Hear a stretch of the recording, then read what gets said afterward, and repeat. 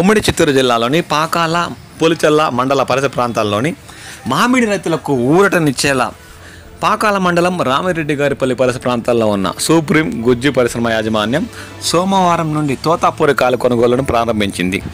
ఏడాది పూర్తిగా నష్టపోయిన రైతులు కష్టమో నష్టమో ఉండే కాయలన్నా కోత కోసి ఫ్యాక్టరీకి తరలించేస్తే రేపు సంవత్సరం చూద్దాంలే అన్న వారి ఆశలకు అనువుగా నిన్నటి నుండి సుప్రీం గుజ్జు పరిశ్రమ యాజమాన్యం మామిడి కొనుగోలు ప్రారంభించడంతో ట్రాక్టర్ల లోడ్లతో ఆ ప్రాంతమంతా కాస్త సందడి నెలకొంది.